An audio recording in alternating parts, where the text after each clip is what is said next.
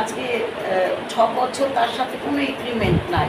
সে আসলে আমার লোকজন পাঠালে তাদেরকে প্রচণ্ডভাবে মারধর করে এবং আমাকেও মৃত্যুর প্রাণনাশের হুমকি দেয়।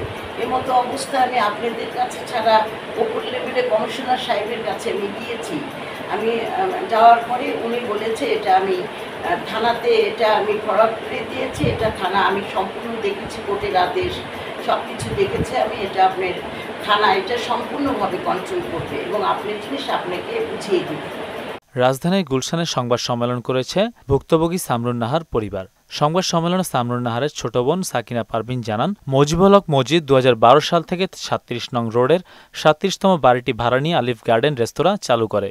কিন্তু গত ২০২১ সাল থেকে রেস্তোরাঁটি ভাড়া না দিয়ে রাষ্ট্রের একজন গুরুত্বপূর্ণ ব্যক্তির ছবি দেয়ালে টাঙিয়ে বাড়ির মালিককে ভয়ভীতি দেখিয়ে ভাড়া না দিয়ে দোতলা বাড়ির উপরে ৫তলা বাড়ি নির্মাণ করে ভোগ দখল করে যাচ্ছেন। এ অবস্থায় ভুক্তভোগী সামরুল নাহার পরিবারের পক্ষ থেকে হাইকোর্টে নির্দেশ থাকার পরও নিজ বাড়িতে উঠতে পারছেন না বলে অভিযোগ করেন।